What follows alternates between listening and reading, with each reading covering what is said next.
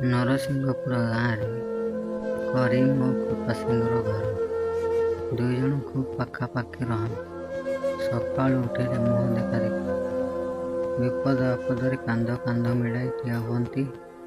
ଯାନିଯାତ୍ରା ଓ ପୁନେଇ ପରବ ଆସିଲେ ମିଳିମିଶି ଚଳନ୍ତି। କୃପାସିଂହର ଝିଅ ସମା, କରିମର ଝିଅ ହାସିନା, ଦୁହେଁ ଗୋଟିଏ ଶ୍ରେଣୀରେ ପାଠ ପଢ଼ନ୍ତି। ପାଖାପାଖି ବସନ୍ତି, ଏକାଠି ଖେଳନ୍ତି ଓ ଏକାଠି ବୁଲନ୍ତି।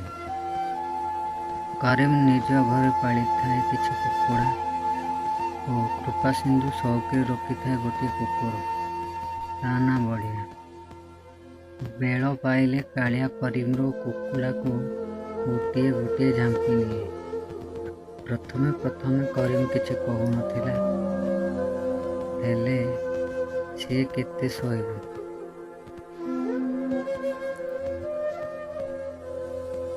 କୁକୁରଟିକୁ ଜବତ କରିବା ପାଇଁ କରିମ କୃପାସିଂହୁକୁ ନେହୁରାଇଲା।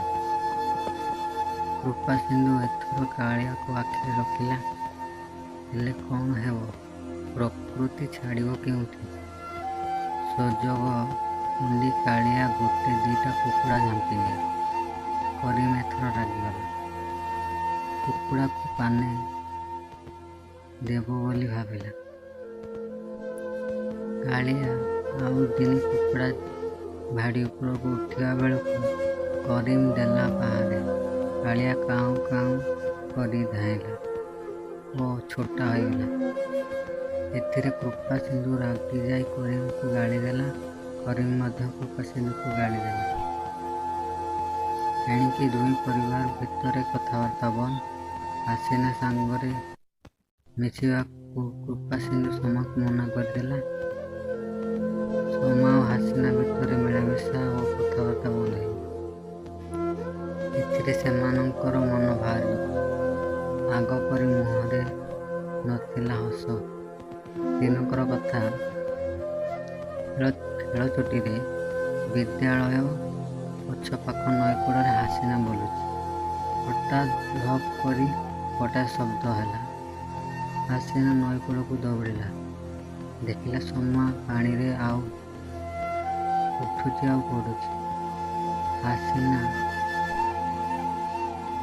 ହାଲୁକା ଶୁଖିଗଲା।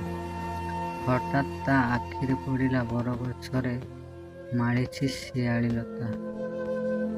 ସେଥିରୁ ଖଣ୍ଡେ ବଡ଼ ଲତାକୁ ଦାନ୍ତରେ ଛିଣ୍ଡାଇ ପକାଇଲା। ଲତା ଖଣ୍ଡକୁ ସୀମା ଆଡ଼କୁ ପକାଇଦେଲା।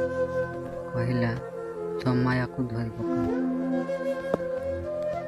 ସମା ଲତାଟିକୁ ଜୋର କରି ଧରିଲା। ହାସିନା ଲତାଟିକୁ କୂଳ ଆଡ଼କୁ ଟାଣିଲା। ମଝିରେ ମଝିରେ ଦୌଡ଼ି ଆସ କହି ହାସିନା ପାଟି କରୁଥିଲା। ହାସିନାର ପାଟି ଶୁଣି କେତେଜଣ ପିଲାଙ୍କ ସହ ଗୁରୁଜୀ ସେଠାକୁ ଦୌଡ଼ି ଆସିଲେ। ହାସିନା ଲତାଟିକୁ ଟାଣୁଥିଲା ବେଳେ ଘୁଞ୍ଚି ଆଣୁଥାଏ, ତଥାପି ସେ ପ୍ରାଣ ବଳେ ଲତାଟିକୁ ଟାଣୁଥାଏ।